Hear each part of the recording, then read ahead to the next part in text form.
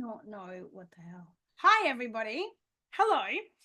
Let me just bring this up. I literally like a second ago, jumped off my other coaching call that I do on Tuesday nights. So let me just go to the post. Facebook updates changed it.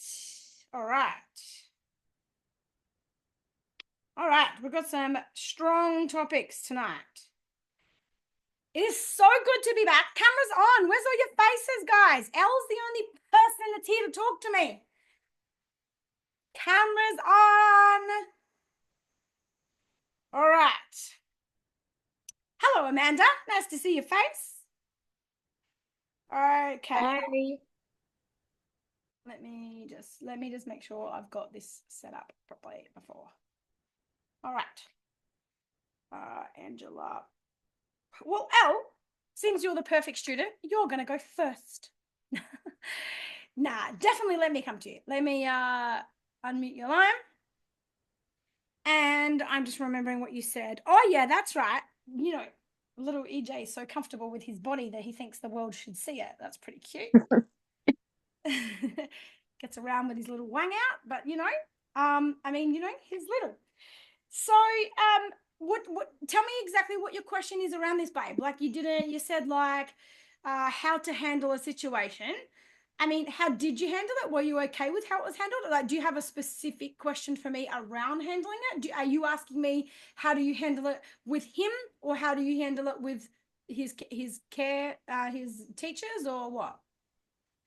I already had to handle it with him because it was last week. Okay. And I tried to make sure that I tried to get him to talk about it before asking, or the teacher said this Okay. sort of thing. Yes. So he just started like, oh, you know what happened today? And he thought it was funny from the get go and then told me. But I think I've worked out the root cause of like it actually came down to he actually can't close the door to the toilet at Yeah, school. that made so much sense to me. Yep. Yeah, and I've just worked out today that that was the big root cause, but it started with another child because the door was open, and that's what kind of set him off because it would be funny because the kid thought it was funny that the door was open and Yeah, of things course. like that. Okay. So Yeah. I think I've got it like I guess a strategy now. Like I'm doing a visual schedule for him to really work out because sometimes it happens at home. Yep. That he needs to shut the door pull his pants up before he opens the door, and he needs to shut the door before, like, going into the toilet, like the Yep. steps and things. Yep. But I guess it's more if it were to happen again, like the teacher when she was telling me, she was almost shaking, like Yeah. that it Look, was like a it is big hard deal for and them. inappropriate, and she had to run it by the principal, and Oh it God. just sounded so serious. And I did say to him, like, it is quite serious. We can't walk around with our pants down at Yep. school.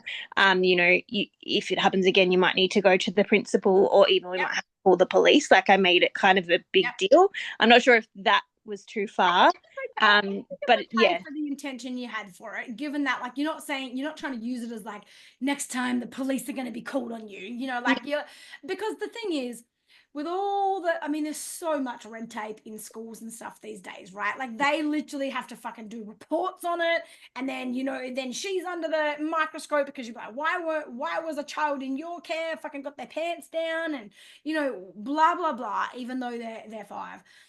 What all I would say to you is, look, I think what's important here is, was it intentional behavior, or and I would even say this to the teachers, or were there other circumstances that just led to the situation, like the door issue or whatever? So definitely raise that with the teachers and just say, hey, look, I really believe that this is the door thing. This that at least was part of the situation. So they've got a bit of responsibility or whatever to do what they can to make sure the door's shut, or remind him when he goes to the toilet if they happen to, if it's in class or something, like that, remind everyone in their class that the doors need to be closed, or whatever their rules are. And it doesn't sound to me like it was intentional at all, in terms of like, oh, I'm going to get my willy out and flop it around everywhere type thing. Do you know what I mean? It was like Yeah, it was just he was running around with his thing. hands at his ankles after going to the toilet and didn't pull them up, which sometimes he does at home. He won't pull it up and he thinks it's funny. Like, he's not, he's When harmless. he does Julian. that at home, just say, hey, you can be funny with him. You can be, oh, what are you doing, you little, Wally, whatever joke you make with him. What are you doing with your pants out? You're allowed, remember, are you allowed to have your pants down at home? Yeah, you're allowed to have your pants down at home or take them off or whatever. Like if that's a thing, you want your kids to feel free in your house and they can be butt naked if they want to, especially at these young ages, and build these beautiful relationships with their bodies and stuff, then great. But just say, but do it in, not, don't say like, oh, but remember, you're not allowed to do this at school. Instead, do it the other way. Now, I can see you're having fun and you're being a bit of a funny woolly right now, and that's fine, but it's okay because we're at home. Would this be okay if you were at school? Would this be okay if we were at a birthday party? Would this be okay if we were at grandma's house or whatever? Like, just give a few other Yeah. scenarios where, would this be okay if we were at the play cafe or the beach or whatever, something like this, right? And so he starts to really conceptualize, there's nothing wrong with me being like this, and you don't have to impose rules in your home just because you're trying to get him ready, even with his autism and whatever, for other environments. What he needs to learn, and he can learn, is adaptability. That there are times where you can be loud, there's times where you can stand up to eat, and times where you have to sit down. There's times where you can fucking eat at the table naked, and times where you can't do that in a restaurant. Like this is how life works. Sometimes you can and sometimes you can't, and all he needs to work out. So but do it in question form with him, okay? Yeah. Like, so would it be okay? So if you're okay with him doing whatever he's doing and thinking it's funny, then act how you normally would. I don't want you to have in your home to have the thought of like, what would the school think? If I applauded at home, then he might do it over there. I want you to just loosen your grip a little bit on that. I know you've got a child that, will, if you give him too much, he'll do it. He doesn't understand the same, that he can't. But I just want you to plant these seeds all the time and do it question form, because it'll go through a different part of his brain than you telling him, remember, you can't do this at school. You can only do this at home. Don't say that. You say, you're safe to do whatever you like at home. And I love your beautiful, I love your beautiful butt. I used to say to my kids, I love your tush. I just want to squeeze it. I'll be like, oh, you got your tush out. I want to squeeze it. We used to call it a tush. And so I'd be like, oh, your tush is out. I'm gonna, squeeze it or whatever. I'm going to squish it. And if that's what you want to be like with your kids, be like that. Okay. Yeah. And then just say, but if we were, you can say, where are we allowed to do this? And then Yeah, I think the grey area though for us is we often have friends over for dinner yep. at our house, and he often does it when they're here. He doesn't do it so much, and it doesn't matter as much when we're here, like before Okay. the bus, whatever.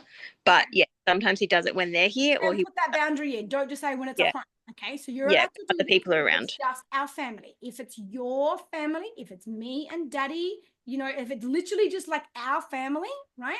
Then then that's fine. But if there's other people here, or we're anywhere where there's other people, if it's at our house or if it's at someone else's or some other place, if there's other people, are we allowed to do that? And then when he does it, next time your friends come over, if he does it, the first thing you say to him isn't like, not okay. The first thing you say is, are there other people here right now? So go straight to what he already knows he's not allowed to do. Don't tell him, ask him, because it makes his brain like check his own files and remind himself, like check himself, that he isn't meant to do this. And it's so much more powerful developing those neural pathways than you telling him, and he can make a joke of it. Okay. Yeah. And what if he just ignores that and continues to do it?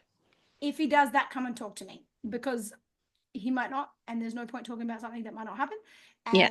And if he does, I need context on how he did it and what his reaction was to Yeah, because I think in a similar situation, I don't remember exactly how I would have worded it to him when he did it the last time in front of them. Okay. But they kind of expect it now, and they tried to turn their eyes, sort of thing, because it's the girls and stuff. And they're just, I think it's hard because they sometimes laugh too. Yeah. But then they don't want him to do it. They're like, but I think he's just in such a dysregulated state that he just is in a silly mood. So he's not gonna. And if he keeps going at home, if it's happening at home and he keeps going with it, instead of telling him not to do it, redirect him. You can say to him, Eden, if you're going to choose to not have your pants off, you need to go to your bedroom. If you're choosing to not have your pants on, you'll need to be in your bedroom where it's your own private space. Okay. And then if he keeps doing it, you don't speak anymore. You pick him up and take him to his room and you leave him in his room. Not because he's in trouble. Oh, shit. Can you give me 1 second? My friend might be going into labor right now and we might have to have a kid. I saw her today. Dave? Sorry, give me a second.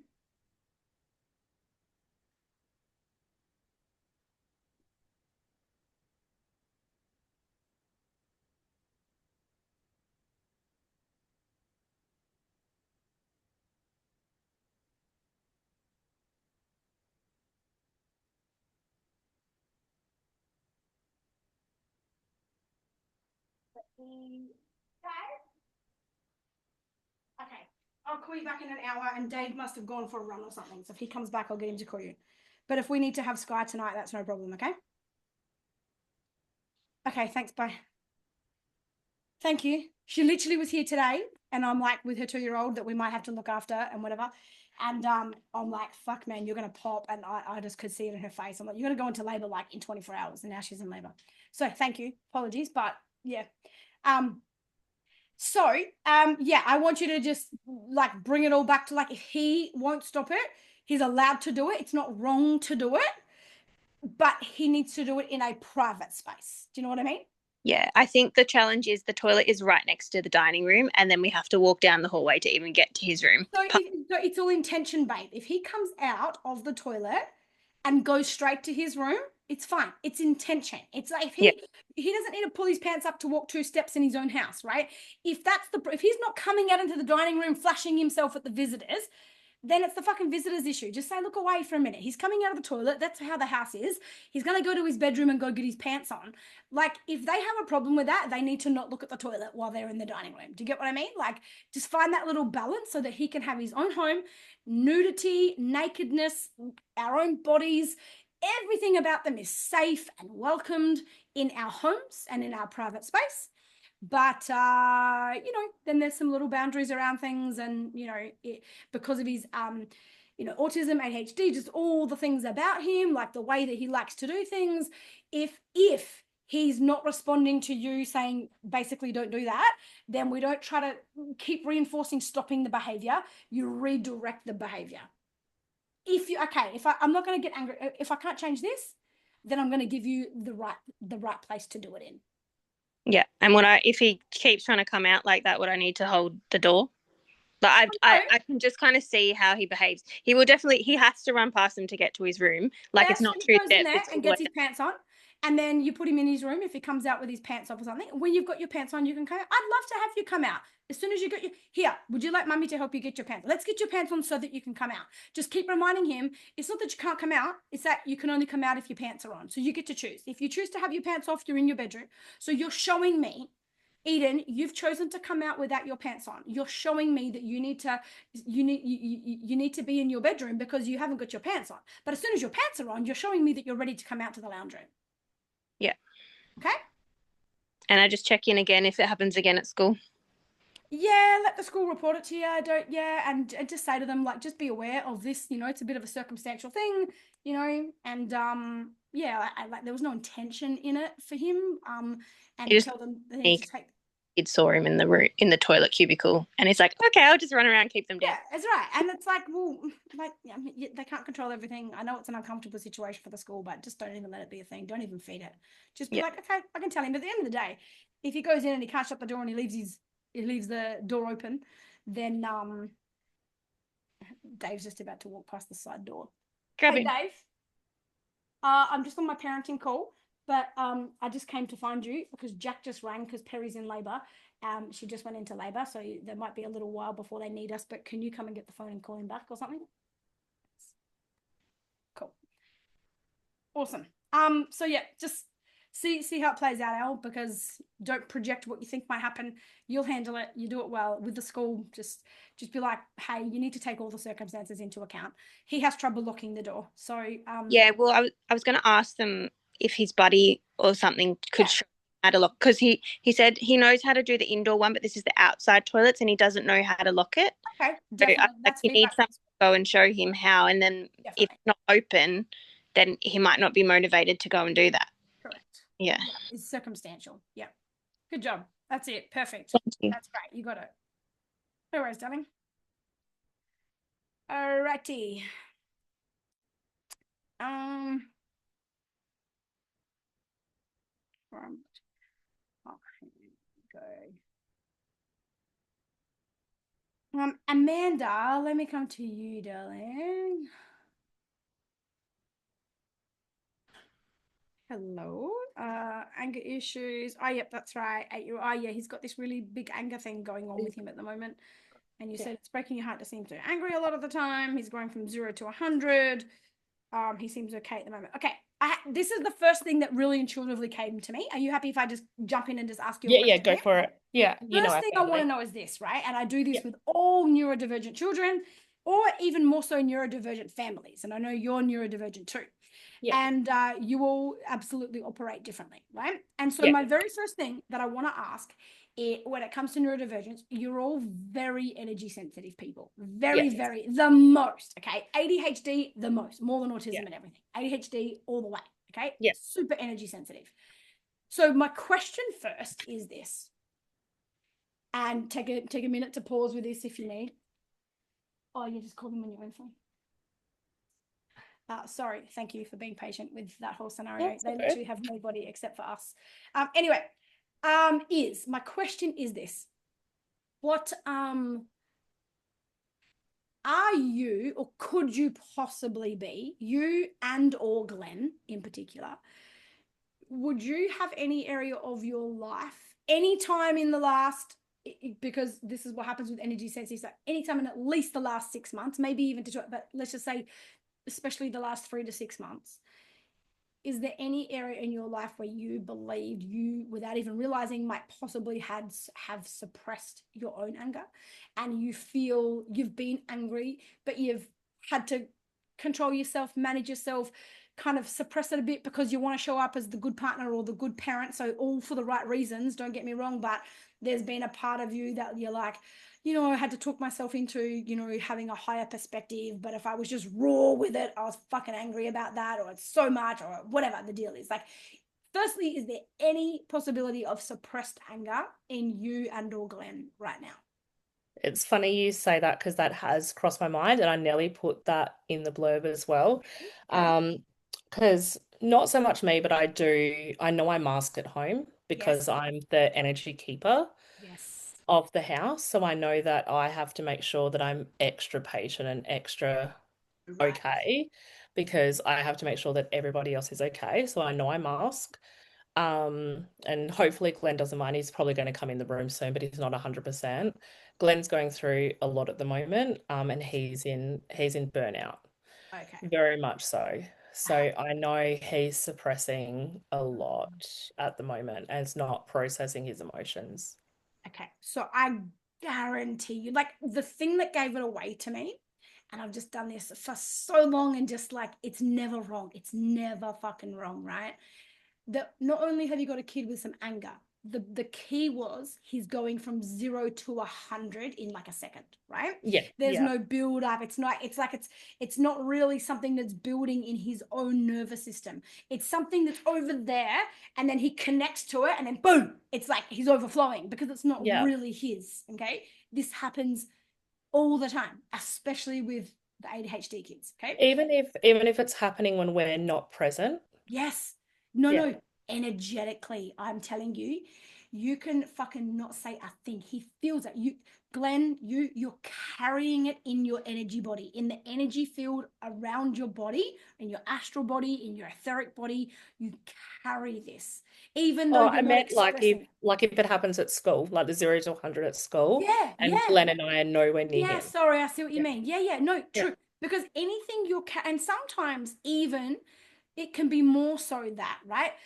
In the way that, Hunter doesn't know yet how to create his own energy boundaries. Okay. yeah, And like if he's with you guys in the morning and you guys are, going through some shit in life or whatever's happening, um, and because you do so well at being conscious parents and showing up the way you need to in the house, beautiful, but your energy body still carries it.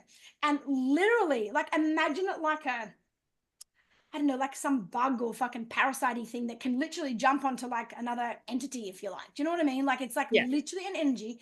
And sometimes because you're not expressing it and you're his safe people, you're his world, right? His cognitive mind, his conscious mind can't really relate what he's feeling in his energy field that actually belongs to you, let's say in the morning at breakfast time, let's say, and from, you know, whatever is going on in your life.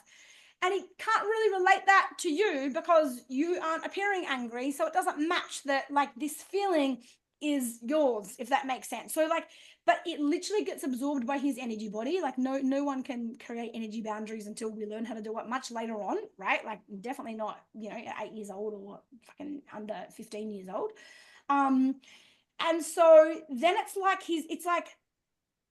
it's like he's carrying whatever it was that he took on that morning, right? Whatever he could feel that didn't need an expression or whatever. But then it fills his own energy bucket, and then something happens at school, a little moment of powerlessness, a little moment of something isn't right or whatever, and the bucket's already full, but it's full of what's not his. That's why it only takes a drop of something else for the bucket to overflow, and he can't really process it because it's not his to process. Does this make sense? It's not created by his energy body.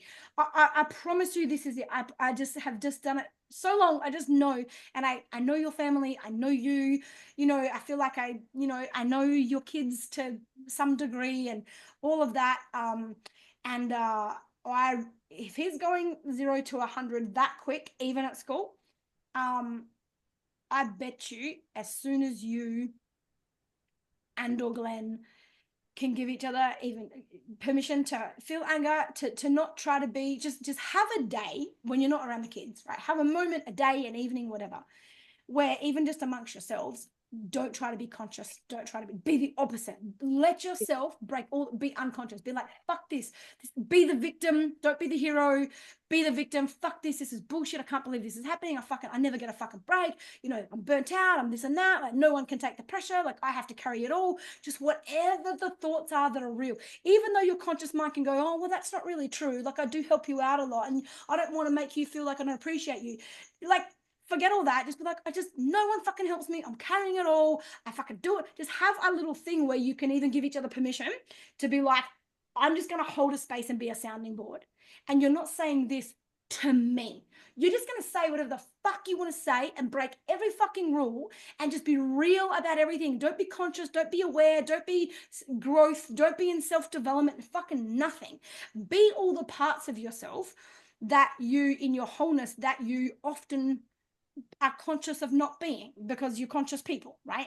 And you're amazing at that. So do that regularly, daily or every second day or something, whether it's you guys call each other and it's on the phone, like venting, and you're not saying it, even if he says, oh, I'm fucking doing it all, you have no right to be like, well, that's fucking really unfair for you to say that because I fucking do a lot too. Like, it's just like, fucking say it. Just none of it's even real. Like, there's a shield, it can't touch me, it's not about me, but you have full permission to just fucking say it all, and it's not going to touch me because I know it's not even about me. And then you do the same the other way. Okay, there needs to be, and if you do feel a moment of actual anger, of like you want to be upset, you want to fucking shout, you want to yell, find a way. It's so cathartic. Please find a way to do it. If you don't, you'll end up with liver issues, right? The liver will carry all the anger you don't express. And so even if it's the kids, you don't want to yell at the kids, but walk out of the room and go and get a fucking pillow and smother your face in it and scream. You know what I mean? Go sit in the car for 5 minutes and fucking drive around the block and fucking scream. Just like talk out loud all the things you wish you could say in the house that you can't because you don't want to do that to the kids. And that's a great thing. Like, I'm all for you controlling yourself in front of the kids, but there has to be a part of you that really honors that part of your wholeness, that part of you that doesn't get enough expression, and you have every right to be angry, to feel angry. And I promise you, I reckon within a day or two you do this and you'll be like putting on the page, fuck, Hunter's just changed, like, oh my god, no, I agree with you so much because it's something that I have been processing as well, and I should have put it in the blurb, that there's a lot going on here. So he's probably taking that on. And he is definitely my kid. He is my empath Okay. and he Yeah. feels And everything. it's safer for him to express it at school because school is not the environment where he's feeling it. It's like in the environment where it's happening, you got to keep your shit together, right? Do you know Yeah. what I mean? Like this is not the place. But when you're at school, where like nobody knows about what's happening at home, nobody knows it. Like it's just like this safe place. It's like when shit happens at school and they don't blow up at school, they come home and fucking lose their shit, right? Yeah. It's like we get to another environment where we're finally away from the threat, and only once we're away from what feels energetically like the threat, right? The thing that we need to run from, when we're away from it, we're safe enough to, express Yeah. it. School has only been like very few incidences this year compared to previous years. A lot of the anger stuff's been at home. Okay. Yeah. And when there's more than one person around, like he's been okay one on one, but as soon as it's more than one person, it's like his energy just can't take anymore and he just can't cope with it. I mean, And babe, I just also want to say, like, your whole family have been through a lot. Josh has been through a lot. You've been through a lot with Josh this year, or and Hunter's felt that. Like, I remember you asking me some questions around, yeah, Josh wants yeah. to, like, kind of like be a girl, or forgive me for not saying this right, No, in no, front of it's all him, good. and like, how do you give that message to Hunter when that's always been his brother, but now he wants to be a girl, and all of these things, like it's a lot. You've had to take on a lot with that transition with your child. Josh has taken a lot with that, like that process in himself. Like Hunter's safe people all feel different the last Yeah, 6-12 months. yeah, Everyone doesn't feel as familiar as they were, yeah, especially his big brother, and all of that. There's a lot in this, and his yeah. cognitive ability to process it is next to He's also nothing. he's also changed schools this year, so he's at a Oh, whole has new he? Oh, school. babe, fuck. Yeah. So Shoot. whole new school, whole new environment, away from Addison. So it's I'm a going to school say that's this better to you. suited for him. Yeah. Let me say this. I want you to put out to the universe. I know your manifesting powers, Yeah. and we've been talking about this for years. It's time for you to come to Happy to Whole. It's really time, Yeah, I know. and it's happening Yeah. at the end of May. And Yeah. like, private message me, and we can work it out, or NDIS, or we can work something, like just have this energy of like it's not negotiable. I don't know how I'll get there, but I'm going. We have to. We both of you, even together, we have to go. We have look at what's being passed on at the moment, because we can't process it, and we need a safe space. Either Yeah. one of you, or ideally even both of you would be even better, especially if you're both going through some stuff, Yeah. to journey together, and just give yourself permission to just be away from the kids, be away from life, like Yeah. real deep self honor of like, let's go get the space we need, not for a few hours, and then we've got to fucking pull our shit together and go pick up the kids from the babysitter. Like, let's go 3 whole fucking days. Yeah. Like, well, 2.5 days. You get rid of the kids Friday morning, you pick them up Sunday evening, right? Just if you can get to a place where you can honor yourselves enough to make that a priority and make it like a non-negotiable, let the universe do its magic in Yeah. terms of how that happens. I'll do anything I can to help you I get know. there. I appreciate you. I Message me, think right? Ask because me. I think growing up, like with me for anger, right? Like I was never allowed to show anger. Yeah, yeah, And that was like suppressed forever. So I actually don't know how to show anger. yeah, babe. So yeah, because it And was it doesn't always mean not you don't allowed. feel it, and it doesn't mean it's not part of your wholeness. It Yeah. absolutely is. And if there's no channel for expression for that anger, it gets held by your body. That, you know what anger does? It causes liver issues, and it causes thyroid issues. Yeah. Okay, big time. Okay, So all Holly, of that one causes more. estrogen issues, and all of the things, and especially we're in Yes. fucking perimenopause these Oh, days, and it's hit. all of the shit. Yeah, I Yeah. know, me too. And Um, our yeah. bodies now are like, hey bitch, if you fucking haven't listened to me for 20 fucking years, I'm not letting you get away with it anymore. We're cleaning up this place, right? Yeah. I'm in it too. I get it. I hear you. So Holly, one more question. So the other part of my question was in regarding, because I know you've done a lot on body health as well, but just because Hunter's growing very, very, very quickly, I know I have to go for blood tests and things like that, Okay. but he the doctor's not worried per se because he's getting taller and also gaining weight as well. He's not worrying at this stage, but he is growing and I'm growing very, very, very quickly. And do you mean like, I mean, let's just be real, just like forget being correct. Are you feeling like he's getting, when you say growing, getting overweight, or do you mean growing tall or growing bigger or growing heavier? Probably combination of both, but probably gaining weight more than getting taller, but he Okay. is getting taller. Yeah, So copy. he's gone from like a size 10 to a size 14 in like a very short few Okay. months. Okay. And like he'll be 9 in May. There'll He's now be 44 kilos. Like he's gained a okay. lot of weight. Yeah, okay. Yeah, yeah. That's it's important. And it's beautiful for you to acknowledge and recognize. And you know, don't be so far in down the society path of like, oh, it doesn't matter what you look like. Listen, it does matter what we look like.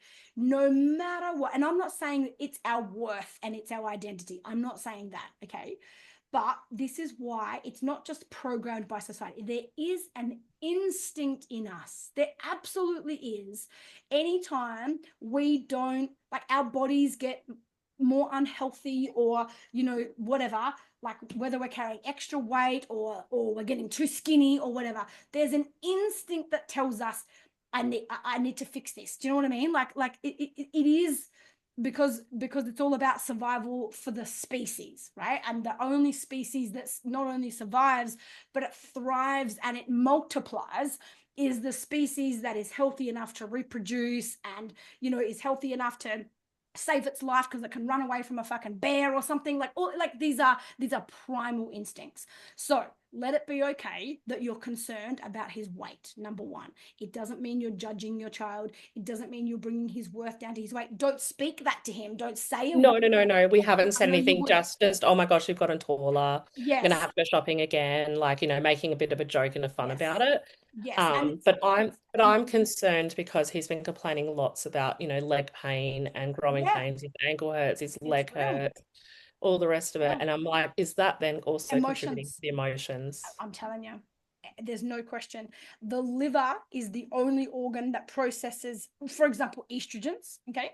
And it is its last priority. It will, like everything that gets processed by the liver, including vitamins and everything, it all gets processed by the liver. Okay. And that's why your gallbladder has to be really good too, because the bile that it produces like allows the liver to do its work. Okay. And so like any medications we've ever had, whether it's like pharmaceutical medications, whether it's even vitamins, like it doesn't matter, your liver's going to do it. And it makes like everything gets in a line to be processed by the liver, and it will process the most important things first. And the thing that is at the end of the line, the lowest, because it has no risk to the survival of us, is estrogen, even in boys. And you can't avoid estrogen. I mean, we all have them, and this is Yeah. why even like little boys get little boobs and things like that, right? It's in the chicken, it's in the food, it's fucking everywhere. It just is what it is. When we all naturally have estrogen anyway. And so if the liver, and like Amanda, I'm deep in this myself right now. Okay. Like I have body shame stuff going on right now because in the last, couple of years with perimenopause, I can't stop my body from putting on more weight. No matter what I try, no matter what Yeah. I've done, all the things I know about physiology and spirituality and emotions and whatever, like my body is holding weight, right? And I don't like that. And so I'm deep in this myself right now. And I can even tell you for stuff that, I'm still learning constantly about my body and extra weight that we all hold outside of my physiology background and all of that. The liver holds anger, the liver holds resentment, and the liver processes like any estrogen's a really big deal in all of us right now. And if the liver is sluggish, then and I'm telling you, if your kids have been on any kind of medication, any kind, the liver is sluggish. End of story. It's sluggish. Yeah. It has to process that. I'm not saying they shouldn't have been on it. It was probably necessary and they needed it. I know Hunter's had lots of issues with his skin over the years, and that's the biggest organ. And his liver will have so much to process. Well, So he has monthly injections for his eczema. Yeah, which is like does an he really? immunosuppressant injection. It's so much. Yeah. his liver needs a lot of support, right? Yeah. And obviously then you've got, all the food sensitivities and all that you can't just Yes. go, hey, take this, because he's like, I don't like the taste of that. He's never going to take it, right? Yeah. But emotions, big time. Okay, really, really. I promise you. I can't explain, and this is what I'm working on. Like, Yeah.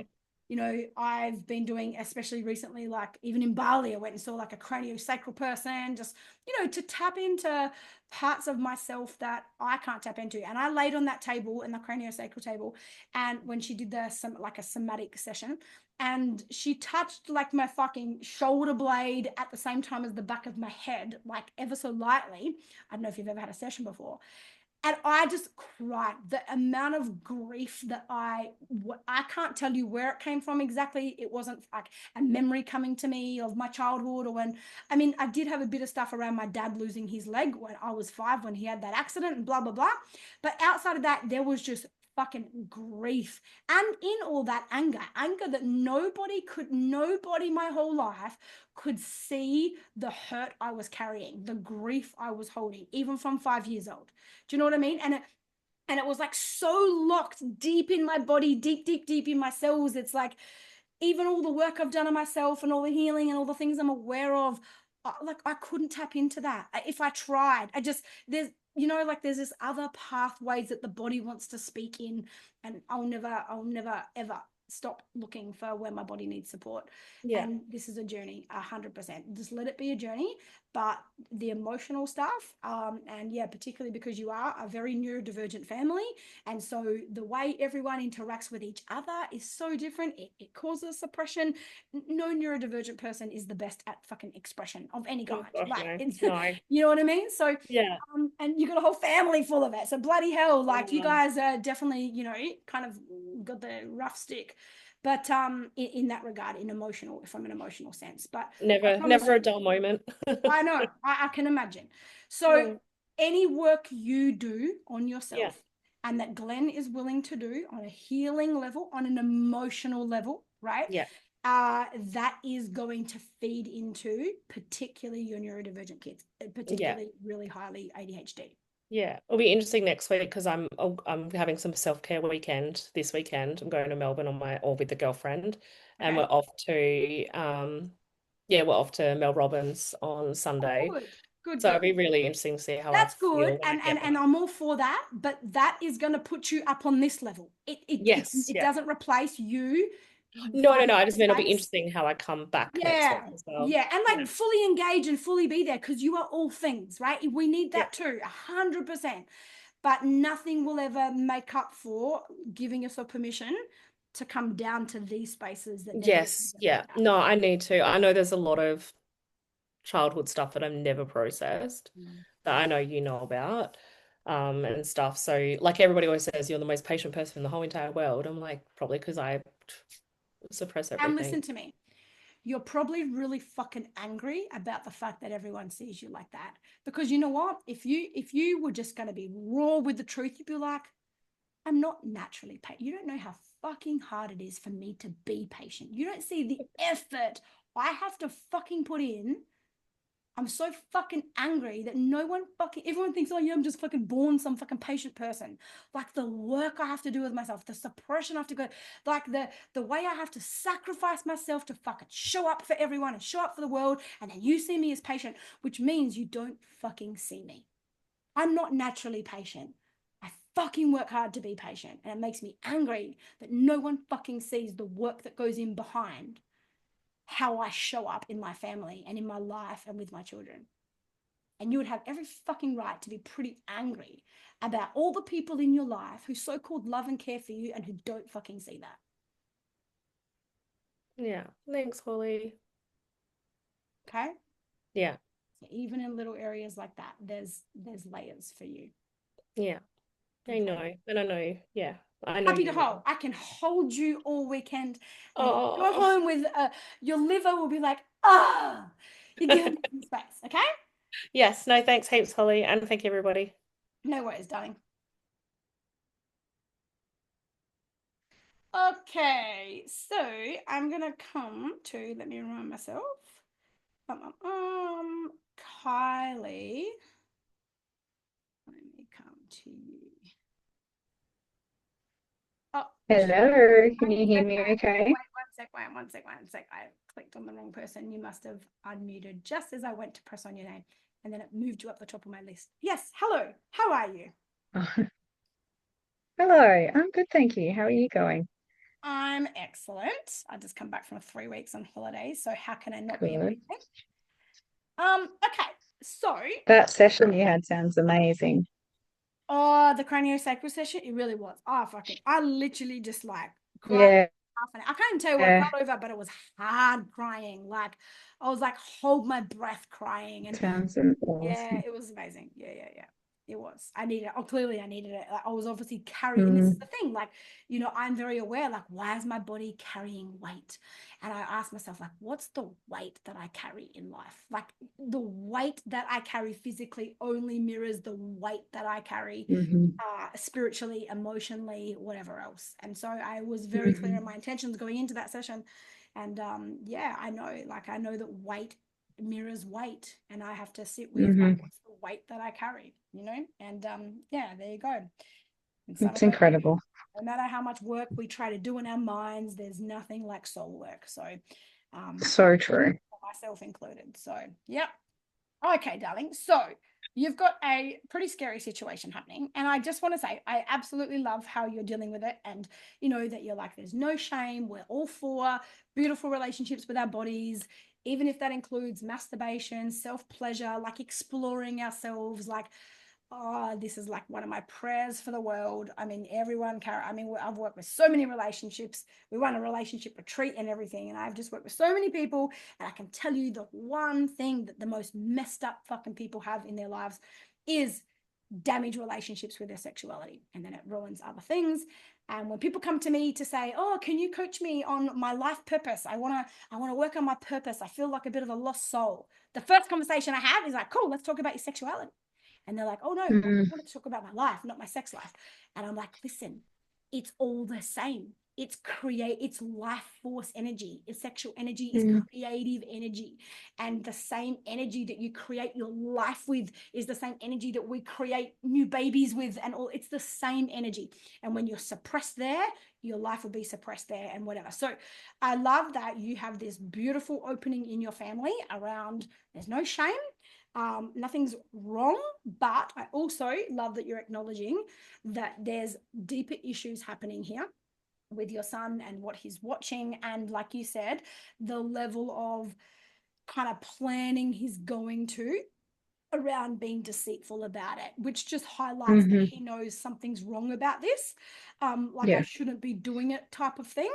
Um, Now, where I do understand him and where I want you to detach to some degree, I can feel this real kind of guilt or disappointment in you that he isn't able to talk to you about this, or he wasn't able to come to you about some fantasies he had or whatever it was that's going on for him sexually. Okay.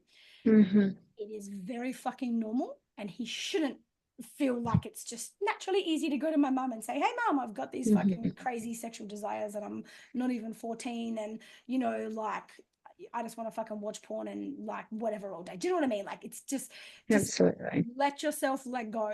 He's not supposed to be able to come and do that, no matter how open your conversations are, no matter how safe you've made it.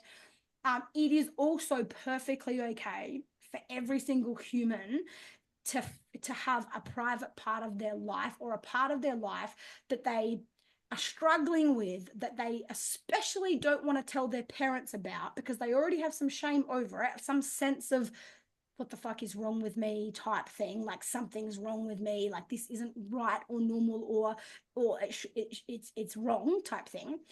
And the number one person that person will never naturally want to share it with is the person they value the most. Because if they are already convinced that it's wrong, but they can't help it, type of thing, the last thing they have the ability to carry is letting down or disappointing you. Does this make hmm sense? So here's, It does. And that's the part I struggle with. yeah, Yeah, like I don't want him to feel that guilt. And I said to him, like, mate, I wouldn't want to tell my mum that either. right, Like, so I get it. Like, I totally get the logic in, of course he doesn't want to tell me. Yeah. that doesn't necessarily mean it's a reflection on something I'm doing Right. wrong. Because Exactly. I'm like, no matter how close I am with someone, there's still stuff I just don't want to share with people, and that's okay. But then there's an element of guilt that I feel for feeling like he feels like he has let me down because he hasn't told me. Does that make sense? Like, Yeah, there's so many layers to yeah. yeah. And you know what? You can be real. You can be like, well, I'm not going to lie. I mean, no matter how much I understand that you wouldn't want to share that with your mum, there's still a part of me that wishes you felt like you could. And so I'm not going to Yeah. lie. I do feel a bit let down. And that's for me. That's my feelings. That's not you. Yeah. That's not that you've done it to me. That's me and Mm-hmm. my own shit. Me and my Mm-hmm. own, like, oh, I should have done better here. That's Mm-hmm. not for you to carry. Right. So kind of Yeah, own I it, like that. but don't let him carry that. Right. Mm-hmm. You try to pretend like, oh no, you haven't let me down. That's so incongruent, because you do feel let down. You do feel betrayed. You do feel like he's been sneaky behind your back, and Mm-hmm. he fucking has. Do you know what I mean? So Mm-hmm. even though we understand it on this like mental level, it, it's natural for you to have those feelings too. So don't deny them, because you know the whole truth sets us free. It's real. Like, just own it. That Mm-hmm. is the truth. And then you're both like, oh well, I kind of knew that already anyway, right? And then you feel a sense of Mm-hmm. relief, and so will he. So let me ask you this. Here's what I want you to do with him. If you have a bit of a shitty conversation that no kid really wants to hear, but he doesn't have to talk back to you, he just has to kind of let you talk for 5 minutes or something like that, is he the kind of kid that will stay there and just, even though it's hard and it's awkward, if you say, mate, hey, I want to have a chat with you, and you don't have to respond, I just want to share some information, I'm not going to ask you any questions, I'm not going to interrogate you, I just want to share something with you, and then if you want to talk, you can. If you want to come back to me later with questions, you can. But you also don't have to. Like, would he let you just talk for 5 minutes or so and just listen? Will he do that? 100%. Yeah. Oh, He's really? a very, very open kid. The only time I might be wrong in that is if he's really angry. Okay. But as soon as he's calm, which is rare, but I wouldn't pick then to try and talk to him anyway, because I've learned that he needs his time. But yeah, when you get him sort of one-on-one and you have a really honest, real conversation, he's super open, Okay. very receptive. Cool. Yeah. So let him know he doesn't have to respond. Okay. Mm-hmm. There's no expectation, and you have to own this. Okay. There's no expectation. Not like, oh, I'm going to say that, but then I hope he comes to me tomorrow, and then he doesn't. And then you're like, oh, he hasn't been. Like, if you've got an issue, bring that to this group and be like, I can't fucking handle that he has said nothing. Okay. That's Mm-hmm. not him. for him. Okay. That's your Mm-hmm. shit. Okay. You truly have to mean that there's no strings attached to this, and it's just an open space if he wants to, but he gets to have some ownership here. Because what I want you to say, what the conversation I want you to have with him is this. Can I just say it as if it was my son and I was having the conversation, and then Go for it. I talk too fast, because I know that I do that sometimes. Just you can come back and watch the replay and watch it 0.75 speed or something. Is that okay? That is fine, Holly. Let me just, because I feel like I'll just get on a flow, and I feel like it'll sit with you, it'll land deeper with you. Okay. And obviously you and I have had a little bit of a private conversation that just around this, and like I said, you know, to really go deep into some stuff, we can work with it privately, because it is very vulnerable, and I fully appreciate your willingness to be open and transparent here in front of everybody. And I also very much want to protect yours and his vulnerability in around really sensitive topics. So we can do a private conversation, a private coaching call or something like that. Okay. Thanks, Holly. Yeah. So I want to say this. The conversation with him needs to be this, darling. I want to talk to you about what's just happened and what's going on at the moment. And I want to share with you the reason that this is important. This is not about sex. Okay. And it's not about porn, and it's not about whether you masturbate or whatever. Okay. I want you're allowed to be curious about your body. You're allowed to learn your body. Like, I want you to have a beautiful, safe relationship with your body. So this isn't about the sex or the porn itself. Okay. What it does, and the reason I want to share this with you, is this is something for you to use for your whole life. Okay. Because right now it might be porn, but one day there'll be another issue that's happening in your life. And sometimes we all get stuck on the thing that's happening, and we don't look at like the deeper layers behind it. Okay. So this is like you planting seeds in him that'll sprout for the rest of his life. Okay. So It's not about the porn or the sex or the reason that it's important that you become aware of yourself through this process. Like, I'm not going to tell you what to do, but it's important that you have an awareness of yourself, okay? Because what the porn does is it meets a need that you have that isn't getting met anywhere else. And so when we have needs that we can't identify in ourselves and find healthy ways to meet those needs, that energy leaks into our lives in very toxic and unhealthy ways. Okay, this is what, welcome to life. This is what happens in all relationships, in all marriages, in all like situations. If you suppress anything or we have needs in any relationship that is not being met, those energies will leak, they like seep through our lives, and they show up in toxic ways. Okay, and so what the porn and all of that represents is, for example, and you just say, I don't know exactly what it is, but I just want to say some things so that you can have an awareness of what's actually going on with you, so that you can approach these situations in your life with compassion for yourself. You can be like, what's going on with me that I need that right now? Okay, because in porn, there's things that we see that we get feelings about, and it's not the sex and it's not the orgasms and whatever's happening. It's a sense of power. It's a sense of control. Sometimes it's, you having power or a feeling of power over something else. And that will happen in your life when you feel like you've got no power anywhere in your life. Other times it might be you really loving the experience of a feeling of surrender to something, because you feel like you're holding a lot and you've got no relief. And so the relief of an orgasm is just a surrender, that you feel you can't surrender other areas in your life.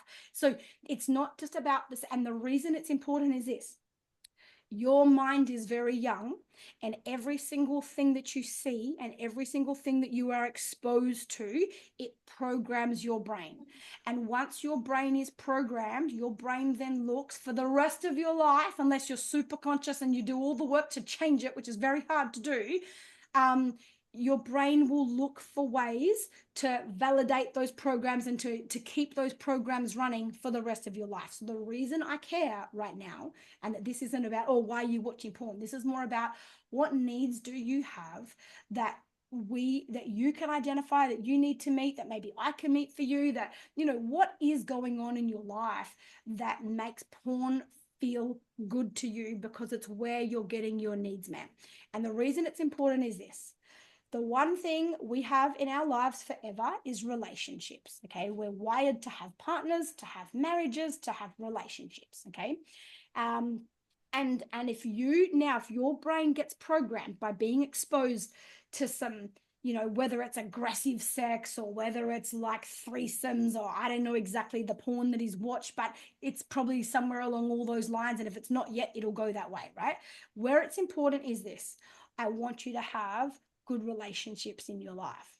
And what happens is, if your brain gets exposed to this kind of information now, what happens is, when you get a partner and you decide to be sexual, and sex is a beautiful thing, intimacy and that kind of connection with someone there's nothing better. It's so beautiful. Like it's literally like it's how we create new life. Like, we're meant to be creatures that connect in that way. But if you start exposing your brain and it gets programmed now to these things that you see on TV, what's going to happen is your brain is going to need hard stimulation for you to operate sexually with any partner. And anything that you see all the time that your brain becomes familiar with becomes normal to you. And then you'll be with a partner one day without even realizing or meaning to be aggressive or controlling, and you'll make it feel unsafe for her, and your body won't be able to respond sexually unless you have this higher level of stimulation that may not be good for your relationship.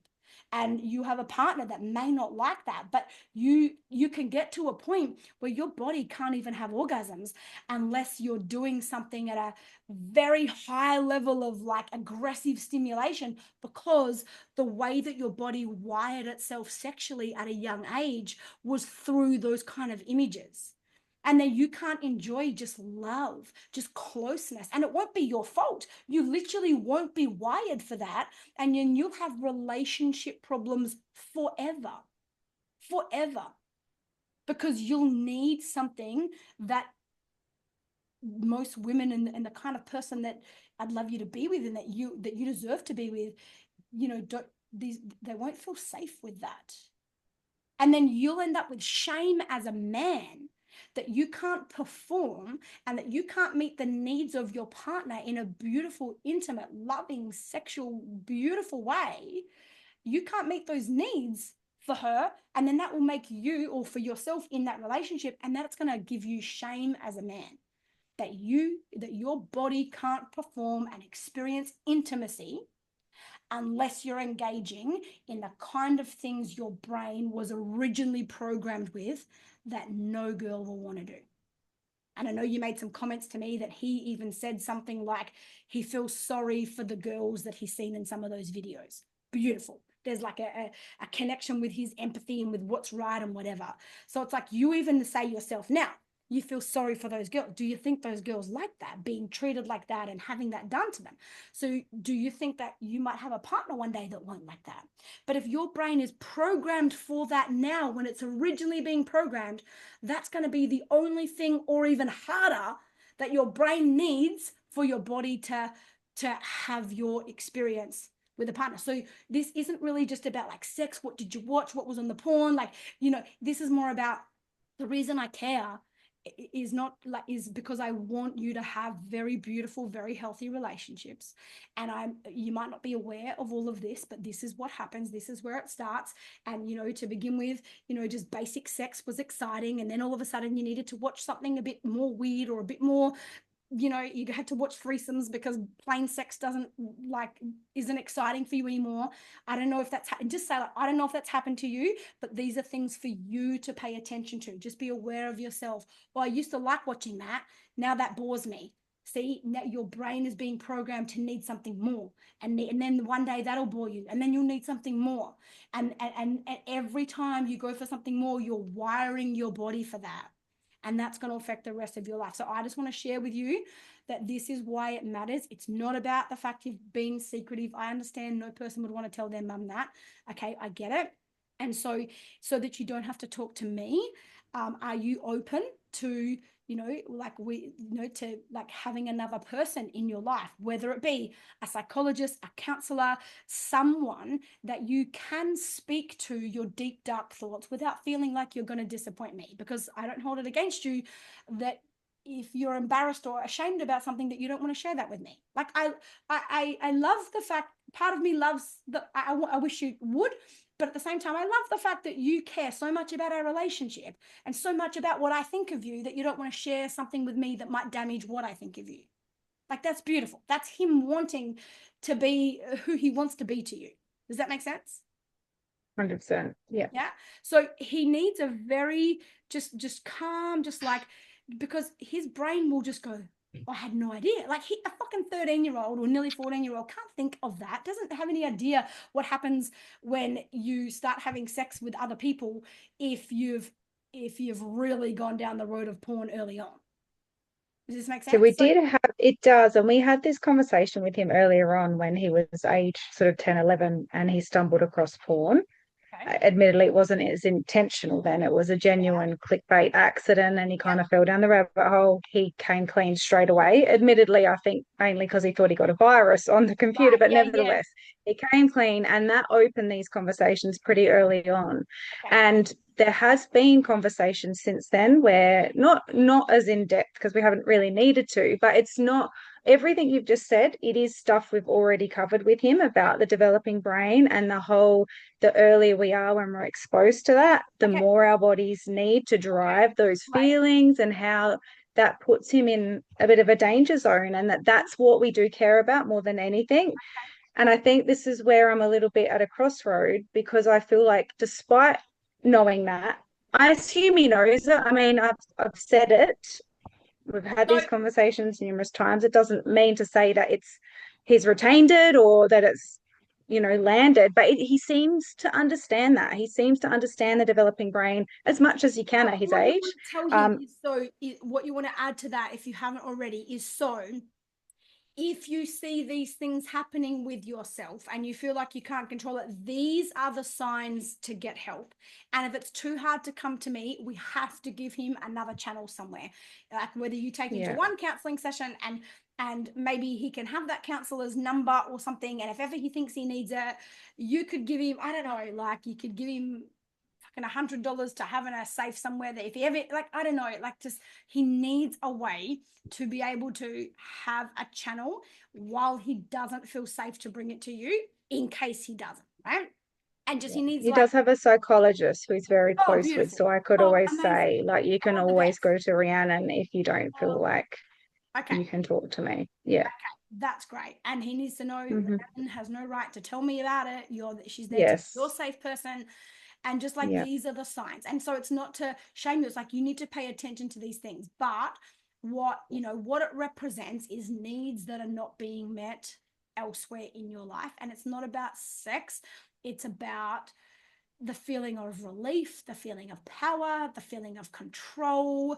Like where else in your life don't you feel like you have control? Where else in your life do you feel like you had more power? And, I definitely feel like we could delve a bit deeper there, 100%. Yeah, that's right. Yeah. I mean, even the stuff we talked about privately today, like that's one thing. He doesn't have the power to change his situation, and he feels like this is the thing. When any parent is living in any kind of unconventional type situation, like relation, I'm going to give you a straight up example. Like, so there's a friend of mine who still to this day, I believe. Actually, I haven't even talked to him for a couple of years, but anyway, we used to be close, and he separated from his wife back when, like, this is just like an example for you, but he separated before I even did, so it must be 10 years. But at least until a couple of years ago, it's still the case that he lives with her. They're separated in the same house and all that. They have a very unconventional type relationship, right? And they still live in the same house and they've had other partners and all that, but they decided to stay living together. They've got 4 kids and whatever. And so it doesn't matter what the situation is in any kind of unconventional way. It doesn't matter what it is. Anything that is unconventional that the kids can't make sense of accidentally gaslights them, right? So what happens is it's like parents, like, because I know that Colin and Barb, like their intentions are like, to be together and to make it convenient, and the kids have their parents in the same house and all that. But what happens then isn't just like the messaging they get on what love should look like or something like that. But it's more like I know you're trying to make this look like it's okay, but something just feels like it's not.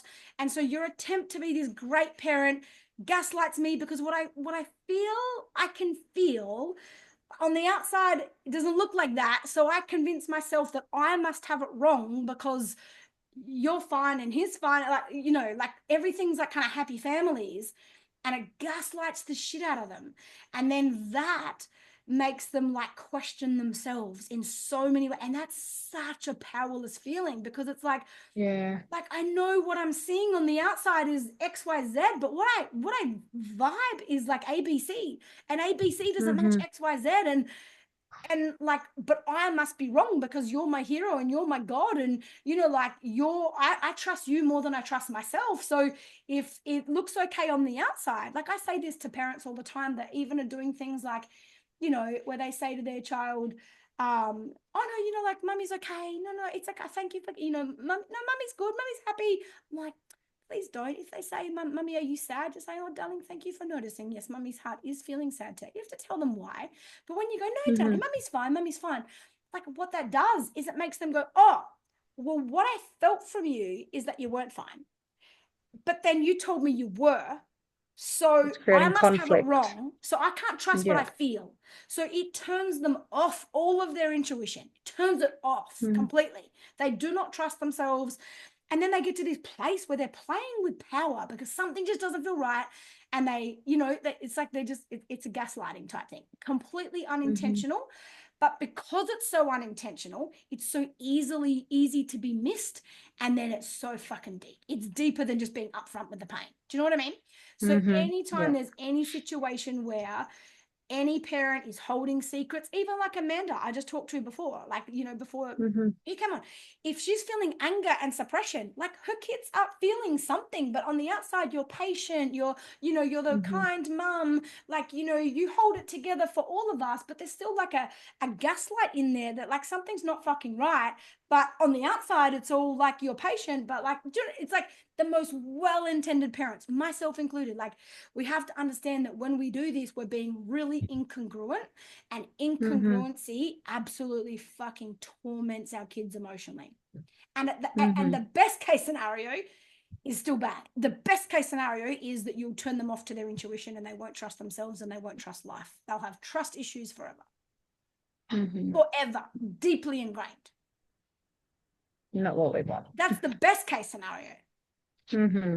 Okay, so I want you to just highlight to him, this is about needs, and like, whatever, however he wants to, maybe you could buy him go shopping, buy a journal, and it's a needs journal or something, and he can write down any need that he ever notices he has, or anything that like he wishes could be different, or he wishes he could change. Like, he doesn't even So have it doesn't have to relate to sex or porn at all. So let's get a little bit away from that, and let's just look at the big picture and what are needs that you have that you feel aren't being met in life in general. Anywhere, with your friends, at school, you wish you didn't have this teacher, you wish that you kind of feel like you're fitting in with your friend group at the moment, you don't really belong to them, but you're scared to not have friends, so you play the games that they want to play because you fucking just don't want to be alone. Just anything where you're like powerless to change it, you wish it was different, you don't really want to tell anyone about it, and it's not even about anyone knowing. It's only about him acknowledging that part of himself. That will do all the work. He never has to. That's why journaling is so powerful, because when we journal, even if no one ever knows what we've said, we have acknowledged that part of ourselves. You can't write it down without acknowledging it, and you take something that you experience inwardly and you make it visual for your physical eyes to see, and your own mind to be able to read. So you make it a tangible thing that literally is like your inner child gets pulled out of you and you see yourself. Do you know what I mean? 100%. Yeah. So is the goal for him to share this with me, or is the whole point not that? It's like, Ethan, I just want this for you. Like, I want you to see this for yourself. How to become conscious. Yeah, like, darling, you never have to share it with me, okay? And if you're Do I invite him to if he wants to? 100%, yeah. It is always safe. Yeah, but you don't have to. What matters to me isn't that I find a way to make you share. No. What matters to me is that you can use these challenges in your life to just learn about yourself, to go, why am I like that? Why do I do that? Why do I need that? Not with judgment, like, oh, why do I think that? Oh, why do I do that? With like, curiosity. oh, that's interesting. What am I needing that this helps me? Like, when I watch porn, like, what feeling do I get that I don't have anywhere else in my life, that I wish I could have a feeling that felt that good, but I don't have it anywhere? And this is another reason why he's being sneaky and what you call deceitful. There is there's something in that meets a need for him. Like, and it might be, we're such an open family, I like having something I don't have to fucking share. I like knowing I've got some boundaries in my life, and there's some things that I know about myself or that I do with myself that you have no idea about. And that might be a way that he feels power. He's like, I've got some power over myself. I don't tell you everything. You don't know my fucking deep, dark secrets, and I don't want you to know. I just want to feel like I can have something to myself that I don't, like, it's just for me. Don't have to share. Yeah. Do I give him a few examples? Like, because I don't want to plant seeds to give, do you know what I mean? For them to grow if they're not really his. But I also, what kind of example would you give? Like the examples you've just given me, for example, like it could just be, that we are such an open family that you want something that you don't have to share, or it could be that you're really longing to see, more intimacy in your mum and dad's relationship, and you don't get to see that, so you're really longing to see that. Like just give him a few examples of different things that it could be. I'm not saying it is, but I want you to just ask yourself. That will help. And you don't have to tell me. Just let me say these things. I'll Yeah. just give you a few examples, and if it resonates, if it makes you go, oh, like I got some feeling around that, my body tensed or something, like just pay attention. When does your body tense? When does your body, like that's called like something resonate, something land. So whenever if me or anyone says something and you're like, oh, I noticed a reaction in my body, that's something, like this is how you become a conscious person, to go, what was that about? What was that I just felt? Like what's really going on there, And by the way, it is tell him this, you have every right to feel how you're feeling, like, for like that, whether you tell him this, like whether you realize it or not, there 100% would be a part of you, like it would for any person on the planet, that wants to see or have an example of intimacy in your life. And you don't have that, okay? I'm just going to be real. Me and your dad, we're great friends. We get along, we have fun. But one thing that you don't get to have in your life, and you haven't had in your life, is being able to see what it's like to have parents who are huggy and kissy and smoochy and intimate. And then there's this part of you that is beautifully developing, but it's got no channel for it. It doesn't know where to go because it's never had an example. All you've seen is people who on an intimacy level keep to themselves, and then you've got this beautiful energy evolving in you that you're like trying to keep to yourself. And then if you try to keep it to yourself, it's like a damn wall. It bursts out, like the dam breaks. Okay, sex and sexual energy has been around fucking like since the beginning of time. The whole world doesn't The exist. whole point, isn't it? I don't fucking care what religion someone reckons they're in and what this or that. Fucking, I'm telling you now, there's nothing more primal than your sexual energy. It's been here long before you. It'll be here long after you, and you cannot fucking dismiss it. You can't disengage from it. It is literally a part of you.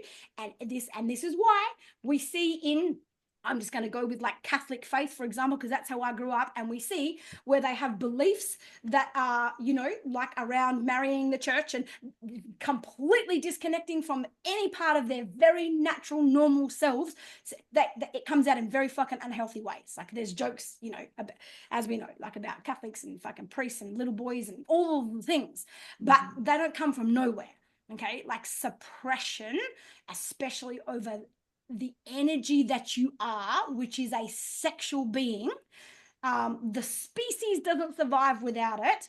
And so anywhere that is suppressed, and especially if it's suppressed in the parents, the energy of that, imagine it like this. This is how I explain it at retreat when I talk about relationships. We do this whole thing on relationships and whatever.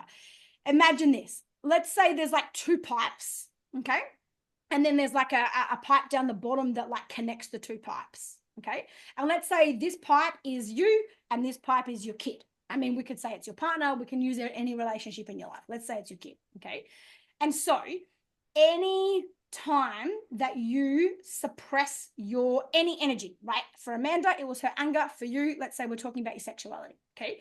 Anytime you suppress that, it literally, what happens to the water? It goes through the bottom pipe and blows this one up. Okay. And this is where relationships get fucked up, because this person suppresses emotionally and it goes to this person, and this person suppresses and it goes here. What happens when both people suppress?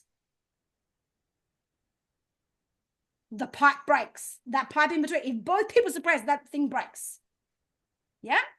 And that's so many times relationships give up on each other, and the relationship never even had a problem. Each person individually had their own shit going on, and there was never an issue with the relationship. It was just showing up in the relationship, but it was individuals who had their issues. So this is what happens when you suppress anything. Your kids are going to get it. I remember I went through this with my daughter at like 7 years old, and I've told this story a million times, and I had a very disconnect with my sexual. Like my parents were both abused as children, and so they raised us very protective over our bodies and with the right intention, but it messed us up, right? To the point where I couldn't have sex with my husband that I'd been married to for 10 years.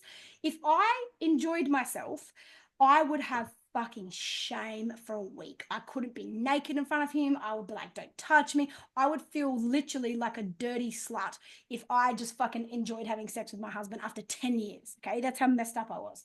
And anyway, long story short, after our marriage and whatever, and I went, this really came up in my life, and I started working on that part of me.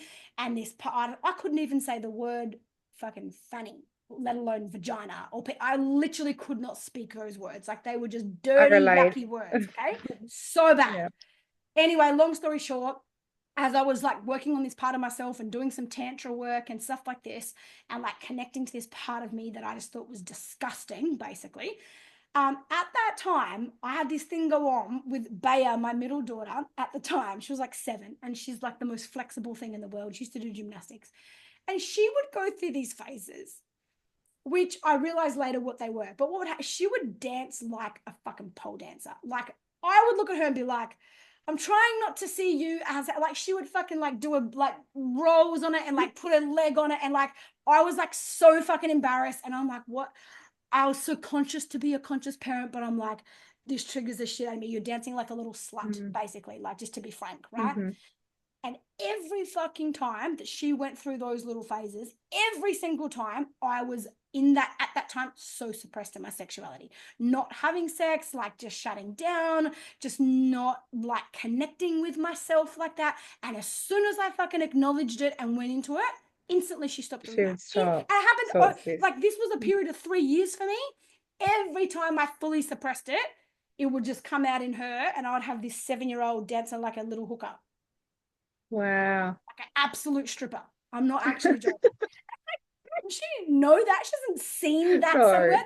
The energy was just, she was so comfortable with her body. So she just moved with her energy, and she felt, you know, like, she wasn't trying to be sexy, but it was a very sexual dance if you hadn't watched her. Wow. Every That's time. powerful. 3 years there was a pattern. Okay. That's So really cool. Thank you for sharing that. yeah, I want you to work on that. And yeah, I mean, really the big work is definitely not with your son. But I want you to use this as a chance for him to understand himself, and to just be like, just to start Yeah, this it's important. pattern in his life of like, why am I doing this? Like, some days it might be that you feel like porn. Other days it's like you're scrolling and scrolling and scrolling on social media. You can't fucking stop. And you're like, why? Why am I addicted to social media today? Why am I addicted to Minecraft at the moment? Why am I addicted to porn right now? Like, what? Just use it as a way to be curious about yourself. Because right now it's porn. One other day it'll be something else. You know, like, I've worked with people that just have had addictions to cheating, and like, they don't even fucking like the people they cheat with. They love their wife, they love their family. Like, there's nothing in their life they really want to change, but there's just something that they get addicted to with cheating. Like, it means nothing to them. They're not even unhappy in their fucking marriages, but there's a need that gets met when they had to grow up being the good boy all the time. And the, you know, the mother-son dynamic was like, he had to be the good boy for his mum. I'm using men as a stereotype here, because the people I'm thinking of are men that I've worked with.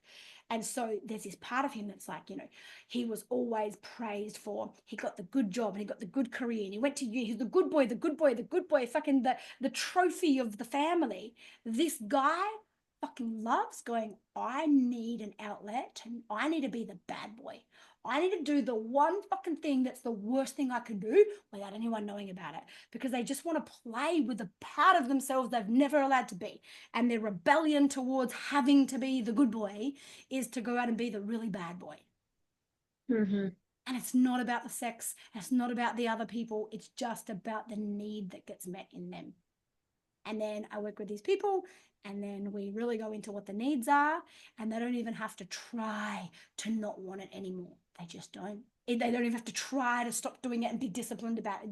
The desire's gone. When the need gets met elsewhere, it's like, you're not a bad person. You've just got some unmet needs. If we can find healthier ways to meet those needs, you won't have any desire for that. That you won't need that path to express that thing. It's really quite simple, isn't it? It really is. Yeah. Yeah. So anything you guys are suppressing is going to come through your kids. He's obviously taking on the sexual energy stuff. And And at the same time, it's a beautiful opportunity to help teach him about himself. And he doesn't have to talk to you about it, but just give him some things to ask himself. You could even buy a journal and put a few questions. Go and ask ChatGPT what would be, 10 good questions for my child to, ask himself, so that he could become a really conscious person and understand what his needs are and why he has certain behaviors anywhere in his life. You don't have to talk about sex, right? Or porn. And get 10 questions and write them in the front of the journal. And that can be like a little reference point that he can journal about or something. Like, just ask him what he would want. But yeah. Thank you, Holly. That's really helpful. No worries, Kylie. Thanks for being so open about such a hard conversation. My pleasure. Thank you. You're welcome.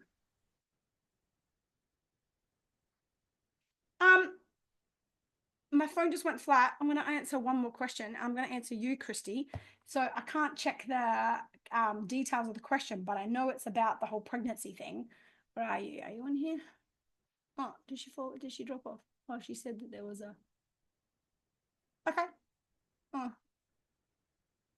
Let me just see. She's not in the waiting room. Yeah, she said there's some kind of storm. That's dropping in and out. Okay. Well, then last one is Angel. Let me come to you. Let me unmute you. Are you there, Angel? And Vincent? No? Okay. Well, that's it for tonight then, guys. We are done. So it's so good to be back. It's so good to see your faces. Make sure you if you have any questions, put it in the group. We are coming on tour around Australia. And as of this week, now that I'm back at work, we would love in every single city. This time we're not doing Brisbane, but we're doing Gold Coast and Sunshine Coast. And we're doing Sydney. And then we're doing Perth and Melbourne and Adelaide. And so if you live anywhere near those cities and would be happy to drive into those cities, we would love you to crew for us. We need around about, I don't know, depending on the size, but around about 10 people per city. If you would love to crew for us, it's a voluntary role, but it's super fun. We have a crew party afterwards. And this is my favorite part of the whole thing because I get to hang out with you guys and actually get to know you. If you would be open to crewing for us, you need to find out the details, of course. Please let me know. If for the sake of crewing only, I'm happy for you to reach out to me privately, like the Holly Noonan profile, my personal profile, and just send me a message. Say, hey, Holly, it's letting you know, I'd love to crew in this city. Of course, I know you need all the details to see if you can make it work, but I wanted to put that out. I would love for you, Adelaide. Yeah, I can't remember the dates off my head. I think Adelaide is the 3rd of May. I think it is Sunday, the 3rd of May. But anyway, there's no Brisbane. There's only Gold Coast and Sunshine Coast this time. So 45 minutes one way from Brisbane or an hour the other way. We did Brisbane the last 2 times, but this time we're doing Gold Coast and Sunshine Coast. So please let me know. Please reach out to me privately because I won't remember what comments are made here. So thank you for saying that you're willing to help. But please reach out and obviously I'll get the details to you. Otherwise, I'll see you back here next week. Yeah? Good night.